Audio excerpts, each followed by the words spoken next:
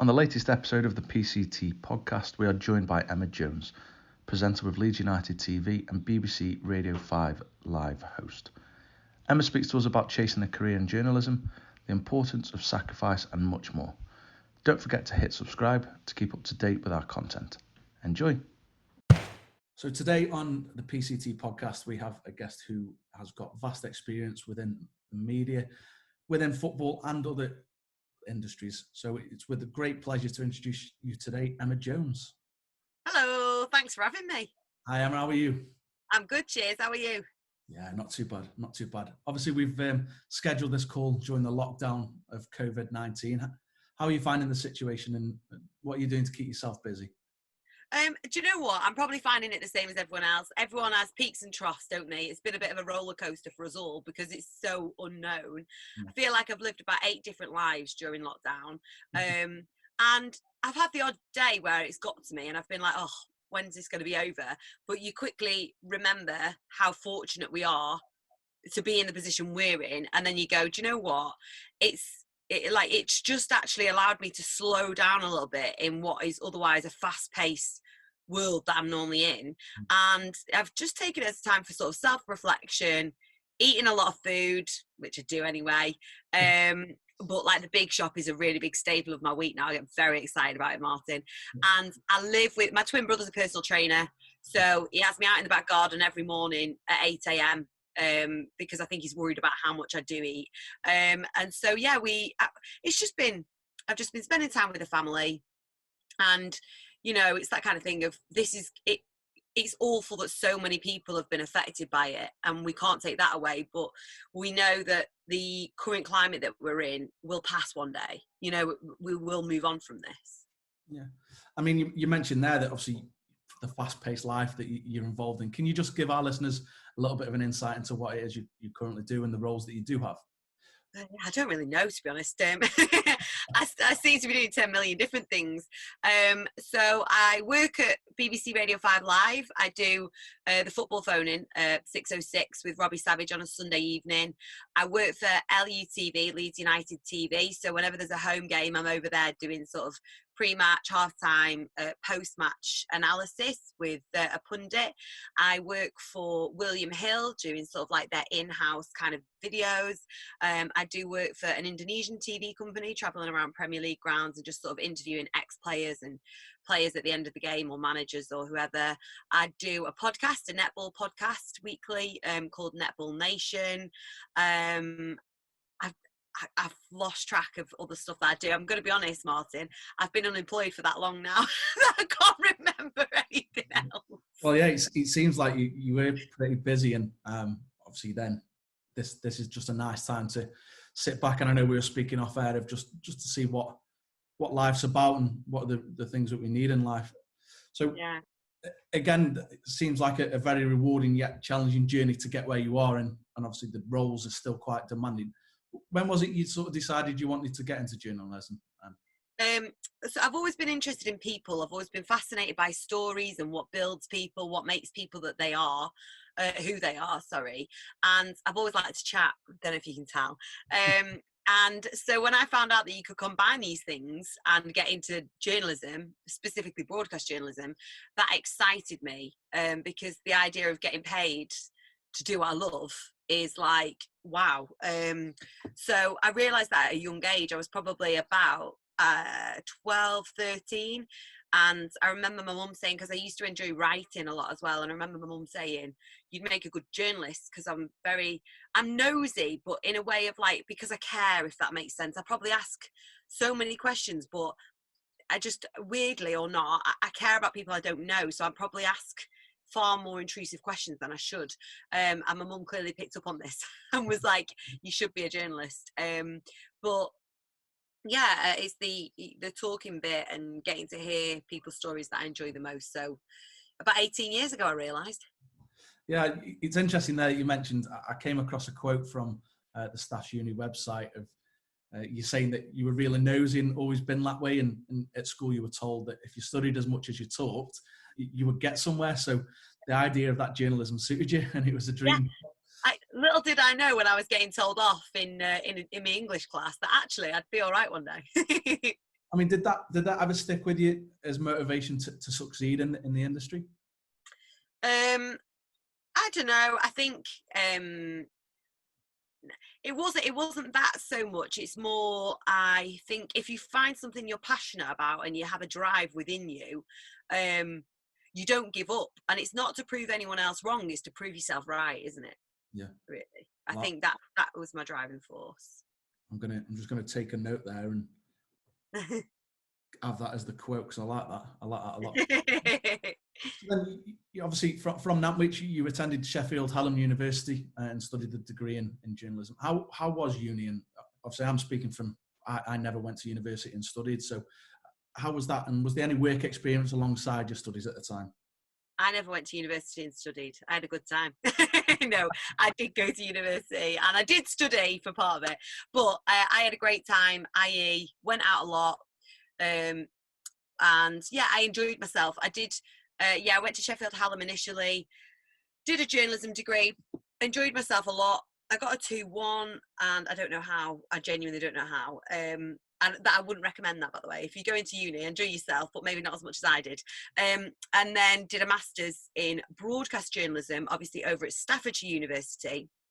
And with that, I mean, to even get on the MA broadcast course, you had to have a level of work experience. So once I left uni and I realised that there was no student loan coming in anymore and I'd have to actually stop paying it back, I was like, I better do some work. So I worked in a call centre to get some money together, and I also at the same time was working at the local newspaper, volunteering there.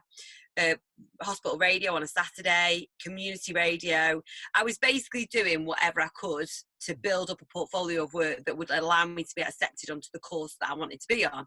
Then when I got to the masters, part of the course was to do a load of work experience. That was like an essential part of it. So I went over to Channel 5 News in London, did work experience there. Went over to Key 103, which is now the Hits Radio over in Manchester. I did work experience there, and yeah, just built up sort of a little portfolio of work during that time. I mean, I just want to come back just before the master's degree. You mentioned that you worked in a call centre. Was that more of a means to an end? And was there ever a point? I mean, I spoke to somebody else not long ago who they took a job as a waiter, and there was times where they thought, is this what I'm going to be doing for the rest of my life? Was there any frustration whilst doing that job? I loved that job. I'll be honest. I loved it. Probably not the job, but the people. And I went there. I was working. I knew I needed a job. I didn't expect that I'd enjoy it as much as I did, and I was rubbish at it. But I just really liked the people. I used to walk around, we had these headsets, and I used to just walk around. I'd get up. This is really naughty, by the way. I wasn't supposed to do this. I'd just get up, put myself on, like, there was a thing you could press that people couldn't come through to you. And I'd just go and get people to play hangman with me. I'd be like, come on, let's have a game. And they said to me, they were like, Emma, are you going to leave or are you going to get sacked? So I left. But I knew, so in my mind, I'd set that I was going to work there for a year. And I was just going to save some money, get myself in a bit better situation financially. But you know what? I am of the mindset that I'm very lucky to have followed and pursued my passion and be working in it. But I honestly believe I would have still been happy if I was doing that, because I was around good people and I really enjoyed just being in that environment, just around people having a good time. You know what I mean? Yeah. And you mentioned that obviously whilst you were at uni, you were doing a lot of volunteering. How important would you say that volunteering is for any industry, not just, broadcast? So important. I mean, even from the point of view of feeling a reward that you're giving something to other people. Not that I can say that my radio show was giving a lot to other people, to be fair. I think more people left hospital at that time when I came on in the morning. Can't listen to this. But it is, you call it free work, you call it whatever you want, but it isn't, because what you are doing is you are building up to get yourself into a position where you can be paid to do the thing you love. So it's about the long-term gain, and it's worth doing that. And also it's a good volunteer work. It's great because it gets you socializing with people, you find new groups of friends, you're mixing with people of all ages. So on a very basic level, it's a great thing anyway, no matter what industry you're in. But as well, for me, it was a great place to be rubbish. Like, I was awful, but it didn't really matter because, you know, Barbara on Ward 5, you know, well, she couldn't leave anyway. She was stuck with listening to me in the hospital, wasn't she? So it was like, it was a really, really, I'd recommend it as a really good sort of grounding for anyone getting into an industry. Yeah, no, that's fantastic. The time at Staff's Uni, we've mentioned there at Sheffield Hallam, you went to enjoy yourself. How did you find the course at Staff's Uni? Was there a bit more focus of, right, come on, I've got to knuckle down, or? That was hard work. Yeah. I was like, oh, right, this is real life then now, is it? Yeah, it was tough, but it was because it was tough love. So I knew that my lecturers were invested in me and my career and me as a person. I felt that from them. So with that comes this feeling that you almost don't want to let them down. You want to achieve for yourself and for them, because I used to think, well, you're putting so much time and effort and energy into me that you deserve the reward as much as I do. And I still have really great relationships with them. So one of them is still a lecturer, and I went back and was like a guest lecturer for him. And I keep in touch with quite a few of them because I feel as though, you know, they're good people, and they gave me such a great sort of understanding of the real broadcast journalism world that I want to keep in touch with them. I want to still know them, and it's always nice when they say that they're proud of me or something, because I feel as though, you know, the hard work, the tears, the stress, it was all worth it. But yeah, it was tough, but in the best way. Like, as you'll know from what you've done, because you know you've done a lot of great things yourself. It's the most difficult things often that bring you the greatest reward, isn't it? It's the things that you find tough that you go, I did that afterwards.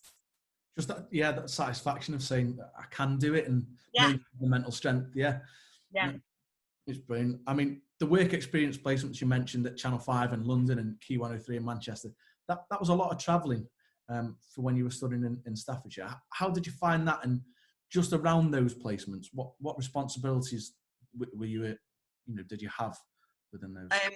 Well, yeah, I think that was the time that I realised I was never going to have a full tank of fuel, except for now. My fuel tank's never been as full as it's been for the last 2 months. I'm like, will you just go down? What is going on? What does the petrol station look like? I was all over the place. So my brother actually lived in London, my older brother, for a while. So I went and stayed with him, which was good because obviously it's a very expensive place and I had no money. So when I was over at Channel 5, I was doing everything. You know, you just do. You want to get stuck in, and they actually employed me after that as a freelancer assistant news editor over in the north. So anything that happened, they'd send me over there. I would interview the subject on the other side of the camera rather than being on camera. And I would just send that back over to them so that they could make a package out of it. Over at Key 103, again, I did everything from jingles to the news to the travel to making brews. Whatever needed to be done, I did it, and I wanted to do it because you're enthusiastic. But it's travel is a huge part of my life. I spend a lot of my time on the road. I recently did my tax return, which is really early for me, well done me, and I realized how much coffee I drink at service stations, and I was like, wow, like this is a problem. But it's also, you know, I love it. You know, I actually really like the fact that no 2 days are the same. You get to see different places, and I learned that at that time in my life. So yeah, basically travel is a huge part of it, but you embrace it because you love what you do. Yeah, again, they must be the hardships that people don't see in terms of the success that you've had. And just another quote from yourself, that you found it difficult sort of to report the hard news and realize the job in presenting would be your thing. Is that the side that people don't see? And was it vital for you to experience that to understand where you wanted to go? I mean, I think it's always good to experience stuff, whether it makes you realise you want to do it or you don't, because you can cancel something out. You can go, do you know what? I tried that. I didn't like it. Not for me. And that was definitely hard news for me. It wasn't my thing. I'm too emotional about stuff happening to people. You know, I don't want to it felt wrong to me to invade the space of people when they'd had a loss or something. It wasn't me. It didn't sit right with me. It never did. What I wanted to do was learn about people in a way that they felt comfortable, you know, in a far more organic and nice way, because that's what we all want to do, isn't it? Nobody wants to feel that they're forcing themselves upon people. So yeah, that was definitely that whole having to go and work in hard news for a short period. I cut that very short because I just didn't like it. That was a big learning curve. And again, would you say it was vital for you to experience that, to just understand where you wanted to go? Yeah, probably. But then I also think there's other areas of radio and television that I haven't experienced and I may experience, but I think I always knew it was going to be the presenting side rather than anything else that was going to be far up my street. Yeah. I mean, from that, your next role sort of came presenting traffic and travel reports before working for Viking FM and Hull, more travelling. How hard was it to get a role in the industry that you'd chosen? Was there a lot of disappointment, rejection? Oh God, yeah. I mean, I've had so many rejections, but I also think that particularly initially when you're starting out, they're great because it allows you to get feedback, and it gives you a foundation on which you can get a thickness of your skin. You know, you realise things aren't just going to fall at your feet. You're going to really have to graft and get lucky sometimes. Right place, right time. That first gig doing the traffic and travel, I was doing that. I was there at like 6:20 in the morning. Yeah, until like 9:30, then I'd go back in the afternoon to the evening. So I was doing breakfast and drive, and it was, for me, I was like, wow, I've got my first full-time job in radio. This is amazing. I don't know how I survived on the money I was on because it was so little, but I did somehow. And then, I then went to the big boss and said, look, I love doing this. And they used to let me on air a little bit, but I said, I want to kind of get involved with the creative side of it a bit more. I want to be able to chat, laugh, and not just be stuck in a booth on my own, like be with someone. So they said, right, if you want to do that, you're going to have to go to Hull. I was like, right, I'll go. I'll pack my bags now and I'll go. So I did a demo and then, rocked up in Hull the night before I started on the breakfast show there. Moved into the Ibis for a month while I got my bearings. They didn't tell me I had the job. They actually said, you're going to have to move. You're going to have to be here and then we'll let you know whether you've got it. So I didn't know. I didn't rock up going, this job's mine. It was a trial run. So I'm like twiddling my thumbs in the hotel at night thinking, I really hope I do get this job because, like, you know. Sacrifice to make, really, for something that wasn't guaranteed. Yeah, it was. But again, when you love doing something, I think you're just prepared to do it because it's a chance. You'll do something because you'll take the chance on it being a success. And obviously, it turned out great because I got the breakfast show and I had the time of my life on that show. I think it comes back to if you can get a job that you love, it's not really classed as a job, is it? So true. I never ever woke up at 4:30 in the morning and went, oh, got to go to work. It was like, yes, I get to go do this. Brilliant. What a feeling. During your time at Viking, you were then contacted by Leeds United asking who asked for an audition piece for their digital streaming service. How pleasing was that to be contacted through the good work you've done at Viking? I mean, yeah, I was buzzing and I had a good feeling. I had this feeling, right, that something good was coming. And that might sound weird, but I had this feeling. And I remember we did the show and I said to Alex, who I was working with, Alex, just film me doing this piece to camera. And I sent it off. And obviously it was at a time in the club when there was quite a bit of change going on. Great improvements were happening, but getting the presenter on LUTV was probably not their priority. So I sent this off and then I kind of badgered until they were like, okay, come into the office and we'll have a chat. So I did. And then when I was in there, the guy who offered me the job basically said, as long as you're prepared to sacrifice your weekends, the job's yours. And I didn't hesitate. I was like, for me, that was not a sacrifice. Yeah. It was, this is amazing. I'll take it right now. Yeah, I mean, you were then working with Leeds and Viking, and to be fair, Hull is quite a long way from home. And got to ask here, was there any times you felt homesick, and was there any times where there was temptation to just say, look, I can't do this, I need to be back home? No, I never ever felt like this wasn't the right thing or I couldn't do it. What I did feel was I missed my grandparents. I felt a sense of guilt that I wasn't there for my grandparents as much as I had been before I moved. That was what I felt. But when I spoke to them, they'd say, you know, we're so proud of you for pursuing your dreams. Don't ever come back for us. And I know they would have been more unhappy had I given up and come home. And I was loving it. When you're loving it, the days fly, the weeks fly by, and I got home whenever I could to see my grandparents. But I understood that in order to do the job I love, you know, sacrifices have to come with that. Yeah, I mean, the reason I asked, and you mentioned these sacrifices, is if there's anybody listening who wants to get into broadcast journalism and, you know, a job opportunity comes far away from home, what sort of advice would you give them? You know what? Everyone's got their own lives. Everyone has their own priorities. And I guess even at whatever stage you're at in your life, it depends what your priorities are. But if that's what you want to do and you're so adamant, please take it from someone who has moved all over the country to do this, and know that even if you are desperately homesick for the initial period, you will learn so much about yourself just from that. You will gain so much professionally, and you will reflect on it one day and go, I am so glad I made that decision to step outside of my comfort zone and leave what I knew and go do that. I mean, that's great advice, because I think as well with how technology is moving forward, seeing friends and family is just obviously a call or a click away, isn't it? But, you know. Yeah.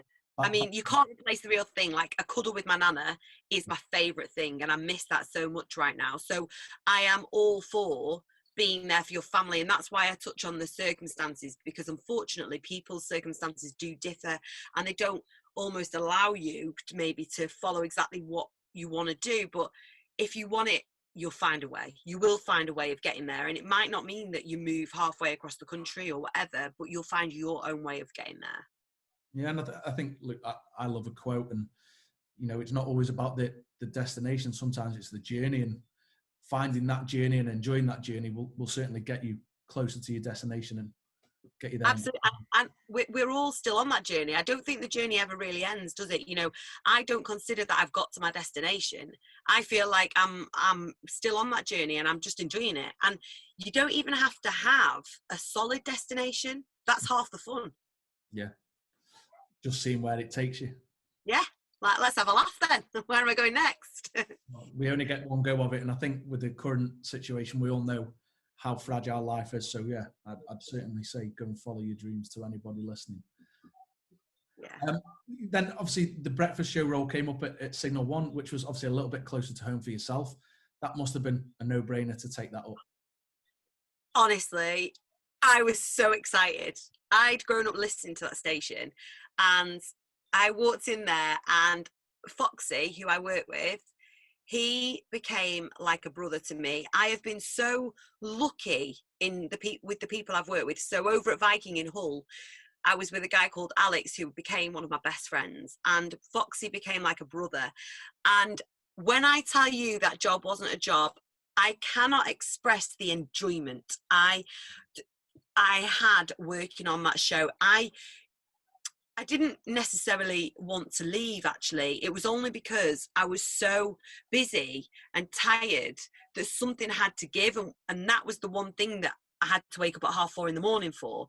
But I was very emotionally attached to that, because me and Foxy, you know, we just have this great relationship where he's like a brother to me, and that, I swear to, I know I'm like really milking this, but I can't ever fully express the enjoyment, and even like the listeners on that show. I've never known anything like it. Like, they would just bang up for it, on board, getting stuck in, getting involved with whatever you wanted to do. And no day that, you know, I never left that place and thought, oh, that was rubbish, or I never had a blue Sunday. Every day was fun. I loved that show.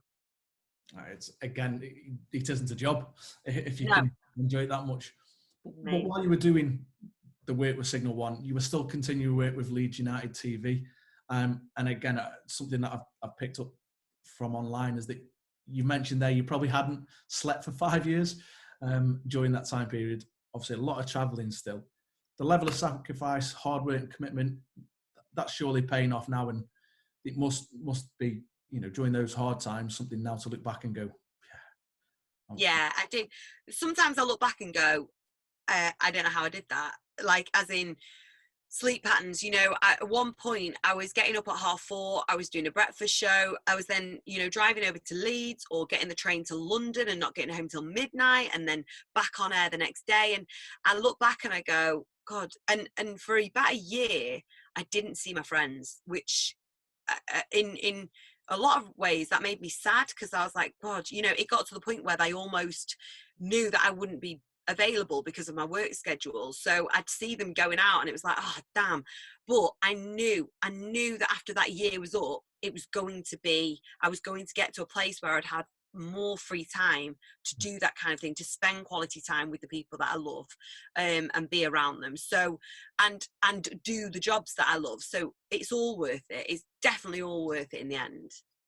Yeah, I mean, the main reason for some of these chats we're having on the podcast is just to give people who want to be where you are, or fortunately I work in football, and just what advice would you give to anybody who's maybe going through the journey of long hours, lack of sleep, and all they seem to do is sacrifice their time? What advice would you say? It can feel like you're on a treadmill, and it can feel like it's never ending, and you might get to a point where you feel like giving up, and it's normally at that point where something great happens or when things change. But you'll know, if you know within yourself that the route that you're on right now is the right one, then you're on it for a reason. And that in itself will keep you going, because you'll know that you've probably sat there and thought about, well, what if I did this? What if I did this? What if I did this? And there'll be a reason you haven't chosen to do that. There's a reason you've chosen to do what you do. And if you look within yourself and it is genuinely true to you that this is what you want to do and this is the right life for you, because life's so short, then you are leading to something that is going to be so worthwhile. Just keep that in mind. No, and I think, I've certainly learned that through the football industry. Again, a lovely quote is that sometimes a rejection is just like an arrow being pulled back, springing onto something better. So don't always live, for anybody listening, don't always live in the here and now. Just better times will come in, and I'm sure, as we spoke off air, during this situation, better times are coming. Yeah, that's so apt, like you say, Martin. For now, better things are always going to be brighter. There's brighter things on the horizon. I'm a firm believer in that. Although we're not quite aware what the new normal might be, Yeah. But it's going to be better than what we've lived through. And ultimately, we're living through history at the minute. So, I think that's... It's mental. Like, we read in textbooks when we were at school about like the war. Now they're going to be reading about us in coronavirus times. It's crazy, isn't it, that? Yeah, we've encouraged my eldest daughter to write a journal. So every day, how she was feeling. There's some days where she was really, really down, and there's other days where she's loved it because she's got to spend time with the family, and she's had a picnic outside. So it's finding those right moments. Yeah. For yourself then, Emma, obviously you've had more recent roles with Q Live, Squawker, BBC, William Hill, all the others that we mentioned there. Has life slowed down a bit on your journey, or are you still working as hard as ever? Right now it's slowed down, but no, it's really not slowed down, I'm going to be honest. But I am, again, because the challenges that I face seem to be ever new. So since leaving the breakfast show, for example, in the space of a year, my whole workload has been updated again. So it kind of feels like, and I'm loving it. Like, I absolutely, again, I know I bang on about it, but I love what I do. I love the variety. I've got a much better balance now, in as much as I'm getting sleep.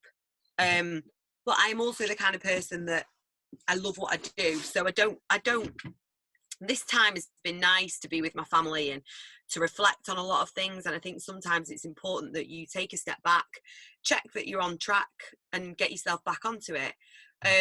But, that dream of being paid to just meet people, hear their stories, laugh with them and enjoy it, how could I possibly say that I'm slowing down from that or that I'd want to? Yeah, no, that's amazing. Just obviously saying life hasn't really slowed down a little bit for you. Then just as an insight, what does the average week look like for you, Emma? Okay, the average week looks like driving all over the country. I'll spend what my work is all over the place, so I'll get a call basically saying, for example, for the Indonesian TV company, that could be at any Premier League grounds. A lot of my work is over the weekend. I'm on air at Leeds United on a Saturday, or if there's any midweek games then as well. I'm on air at the BBC on a Sunday night, and then I'll go and do my podcasts or my other bits of filming and all that kind of stuff throughout the week. But what I do now, which I didn't used to, is give myself one day off at least. I say, there's one day, and that's your day. And then in that day, I go see my grandparents, sit with them for an hour or so, and just make sure that I get to do the things that we all want to do, even like, wash my hair, go see a mate when we're allowed, go see my grandparents, and just have a day of like what I consider like pure simplicity of just being like with myself in my own surroundings. And I really enjoy that. And then I'm ready to go again the next day. Like a little bit of rest and recovery, recharge batteries. Yeah. A bit of a personal question here really is that, would you say you faced any difficulties in what is perceived as, or I know times are changing, but what is perceived as a male-led industry? You mean with football? Yes, yeah, within football and the broadcast within there. Do you know, I've been asked this so many times, right? And I think that it is, in any industry that you're in, people, male or female, face challenges, regardless of the sex, or, they might face challenges because they're a male or because they're a female. But the overwhelming majority of what I have faced has been positive. It's been people wanting to help me. It's been people saying to me, because there are stereotypes in this world, and you're right, it is a male-dominated environment, but what I always think of when I think about it is the people that have come forward and said to me, like, we're rooting for you here. We see talent in you and we are rooting for you. And nobody goes through any walk of life in any job without facing any challenges. And I'm okay with that. I'm okay. I believe enough in myself as a broadcaster to be okay with any challenges that I'm met with as a female, as a person, whatever. But the kindness and the belief of people in me, and these are people who I know, so I trust and respect them, that is what shines through for me in this industry. Yeah, no, it's great to hear. I mean, because I've had other guests on who are female, working in the football world through officiating, and they've said it has been a bit of a struggle, but it's ever changing, and look, we're becoming a lot more, I'm not going to say accepting because that's the wrong word, but it's not about who you are, it's how good you are at what you do. Yeah, exactly. And sorry, go on, Martin. Sorry, I was just saying that will always shine through, won't it? Your passion and your drive. Yeah, exactly. I mean, the workers present it, the sort of downside, you mentioned obviously the hard news stuff. Do you ever get negative comments with you being out in the public eye a lot, or trolls to contend with? Yeah, I mean, everybody gets comments that they don't want. And again, I bring it back down to, with social media and stuff, for me, it allows me to put myself out there and be myself. Don't get me wrong, I always believe in keeping sort of a bit back for yourself. People don't need to know everything about you. You're allowed to keep a little bit of you to yourself. But I love people, and part of what I do is meeting people. So for me, that's an extension of that. And with that, you have to accept that not everyone's going to like you, just like in the real world, and that's okay. I am at ease with the fact that I'm not going to be everyone's cup of tea. But what am I going to do about that? because whether I was on social media or not, I wouldn't be everyone's cup of tea. If someone said something to me in the street, I would, it's kind of like you've got to react in the same way. And I am very close to my family and friends, very, very close. And I trust, respect and value their opinions of me. And as far as I'm concerned, as long as I'm not upsetting them or other people, as long as I'm not intending to hurt anyone, then I can lock away any negativity online in a little place in my mind and know that it doesn't matter to me. And I think when I first started out in this industry, it did. I was affected by it. If I got the odd comment, I'd be upset by that. Whereas now, I think you gain, like I say, that thick skin, the confidence, and almost, what do I expect? Should I expect everyone to like me? Who do I think I am to expect everyone to like me? Everyone's entitled to their opinion, and I'm not condoning trolling, because some of the stuff I've seen targeted at other people is repulsive, and I think that should be policed in some way if it can be.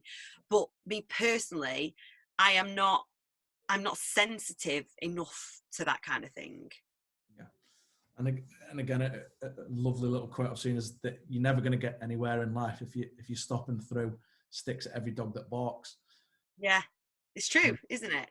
Yeah, and again, some of it can be constructive feedback. I understand that, but with the nature of sort of online content at the minute, I don't know if you've seen this stuff with Ian Wright, who's been exposed to some absolutely vulgar stuff at the minute, and that clearly isn't acceptable. And someone as big as Ian Wright, it just gets to them. Of course it does. And actually, I think, and that is where I say I don't condone trolling. I think that is disgusting. And I think, that would get to anybody, wouldn't it? I know that would get to me. And actually, it's people like Ian Wright who can then use that to pave the way and make people aware of what is still going on in this world that is wrong, and get more people on board with seeing it and having a clearer message out there that, this isn't okay, right? You can't just go around doing this. Yeah, I don't know when it ever became acceptable, or someone could sit behind the keyboard and think it was the right thing to do. But I think the less we speak about these people, the better, really. I agree. You've had the chance to work with some big names. Do you get a little bit starstruck at times?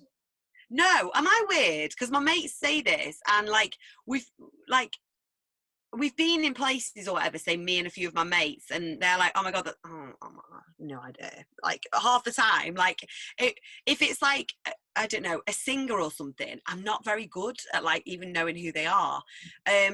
So no, I don't get starstruck, and that probably comes back to the thing of I just like people.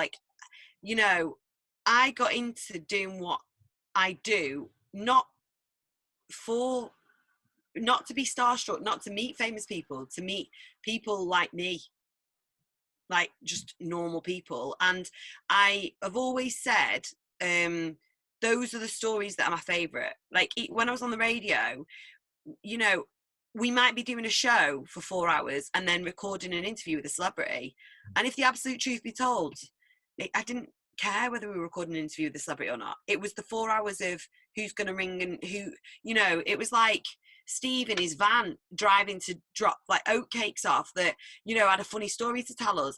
That's the stuff that I like. I am so interested in those people. I'm not saying I'm not interested in celebrities, because they're all people, but I am no more interested in them than I am everyone else.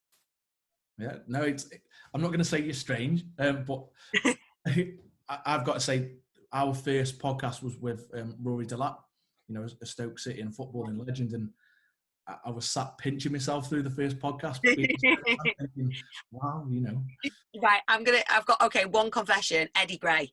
When I first met Eddie Gray, that was, and I wouldn't call it starstruck so much as just nervous, because I was in awe of what he'd done, and nervous that, because when these people have had such successful careers and they're like legends, you hope that they're going to be lovely. And he was, in the very first moment, he made me feel at ease. But yeah, in awe, I would say, of Eddie when I first met him. No worries. So what does the future hold for you after this lockdown period then, Emma? Do you know, or is it just a case of wait and see? Well, yeah, I better get back out there and earn some money, haven't I, eh? This camper van's not going to run itself.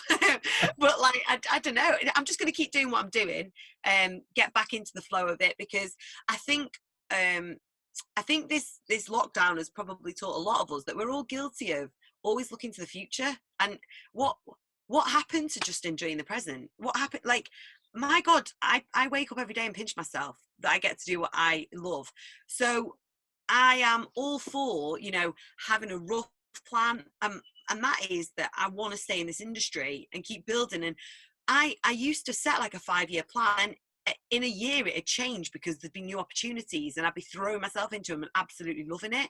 So I believe as well that if you focus on the present and you enjoy that, you're going to be better equipped for the future, because you're going to be learning and be grateful for where you are, and that sets you up, rather than always going, what's this leading to, what next?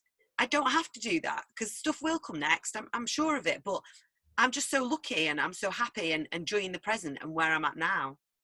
I love that. No, I love that. Just for us to finish off, I'm conscious, obviously, we've taken up quite a bit of your time, and I've got nothing to do, Martin. I'm fine. Go back in the house, your brother might get another PT session out. So we usually do a quick fire question round, based usually around football. So I have titivated it a bit. Okay. Tried to allude it to your industry. So best moment in your career to date? Being at Ellen Road for the international friendly England-Costa Rica, because it was like welcoming people into my home. I was like, welcome everyone, look where I work. It was amazing. Brilliant. Best friend in the industry? Someone that you won't know. It's one of my bosses. I've got about 12 bosses, and one of them in particular pushes me, encourages me, and has become one of my best friends. Okay. Biggest lesson learned? Don't force yourself to do something that absolutely doesn't feel right. So, for example, the hard news thing, it was a lesson learned, but don't carry on doing something just because you've done it. Know when to stop and go, no, I've realised that's not for me. And know that whatever you're destined to do, whatever feels right for you, that will find its way. You will find your way there. Great stuff. Describe yourself in 3 words. God. Very bloody annoying. How's that? No, I would say I'm happy. I'm content, and I am mostly hungry a lot of the time. What's been your biggest wow moment? I think you might have alluded to it. But... Yeah, I mean, that thing that working for the FA at Ellen Road, that night was amazing, but also the first time sitting in the driving seat of the BBC, about to go live to 1 million listeners, I was like, wow, they're letting me do this. This is amazing. P.S. Don't swear, Emma. Can I just add to that? A gent that we spoke to who worked for a local football club said that, I asked the advice, what would you say to anybody who's going to go and present? And he said that he just imagined he was speaking to his nan. Yeah, it's so true. That it is so true. Just imagine it's you and one other person in that room, and you're just having a chat with them. You just, and that is kind of the beauty of what I do, actually, because it is a phone in. It's one-on-one. You are genuinely speaking to one other person, and I think that is a great way to look at it. Yeah, just imagine I'm chatting to my nana. It really threw me back, because he interviewed Robbie Williams, and I was like, wow, how did you feel? He says, just speaking to me nan, and I still can't get it out of my head. No, but it's great advice, that. I like that. Is there anybody you'd recommend or like to hear on the podcast? I don't know, I haven't even thought about that. If you got lined up, and I'll say them, and then it sounds like you've done really well then, doesn't it? We've got a variation from, obviously, across football within different aspects of the industry, from media to refereeing to coaching to managing, just anybody that might, psychological stuff as well, really. Can you get my mate Robbie Savage on and ask him to tell me what shampoo he uses, please? Because his hair's looking a lot better than mine in lockdown. When we publish this, what I'll do is I'll add him into the quote and say, "Who does Robbie Savage wear?" And hopefully you might get yourself invested in getting his own back. Look, Emma, I've really enjoyed the chat today. It's been great to sort of get an insight into what you do and the industry you work in. Thank you. And again, if there's any listeners out there looking to forge a career in the industry, I'm sure there's going to be some absolute nuggets in that for them to be inspired by. So, well, thank you for having me. No, it's been a pleasure. Look, everyone at PCT, wish that you stay safe and well, and wish you and the family have, all the success moving forward. Oh, thank you very much, and you stay safe as well. And one day, when we've adjusted to new normal, I might meet you in real life rather than from a camper van. Thank you, Martin. Stay safe, won't you? And you. Speak soon. Thank you. Bye. Bye. Thank you. Our good friends over at Potteries Table Football Club are a new club coming to Stoke-on-Trent soon, bringing you all things table football. If you want to know more, head over to the social media at Potteries TFC. You can find them on Facebook, Twitter and Instagram. Thank you for listening. We hope you enjoyed the content that we're trying to bring to you.